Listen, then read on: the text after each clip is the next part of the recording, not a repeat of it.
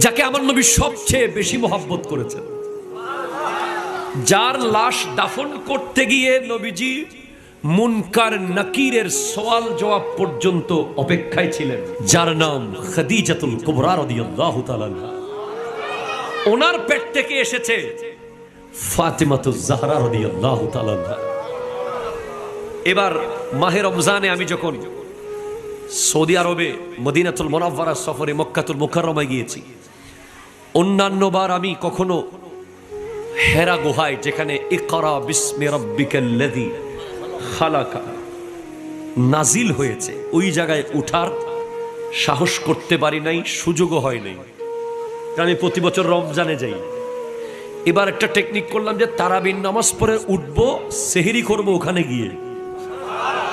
ওখানে যখন আমি উঠছি, আমি এক দৃশ্য দেখলাম, তুর্কি নতুন নতুন জামাই বউ, মাত্র বিয়ে হয়েছে, তুর্কি নতুন বউকে নিয়ে মানুষ যায় কক্সবাজার, ঠিক কিনা? কেউ যায় মালয়েশিয়ায়, কেউ যায় দুবাইয়ে, কেউ যায় সিঙ্গাপুর। আর তুরস্কের দম্পতি দেখতেছি নতুন বউ নিয়ে গেছে গাড়ে হেরায়। আমি ওনাদেরকে আরবিতে জিজ্ঞেস করলাম, লিমাযা হাযা সফর আনতা জাদীদ। ওনারা আরবিতে উত্তর দিয়েছেন যে এটা হেরা গুহায় উঠা ২৫০০ ফুট উপরে, জমিন থেকে ২৫০০ ফুট উপরে এই পাহাড়ে বিবিকে নিয়ে উঠতেছি, যে তাকে একটা শিক্ষা দিচ্ছি, ক্লাস চলতেছে। বলে কি ক্লাস?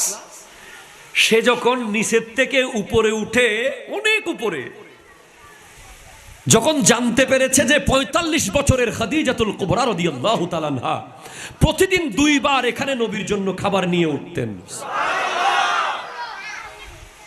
তখন সেই বিবি আর আমি স্বামীর বিরুদ্ধে যাবে না।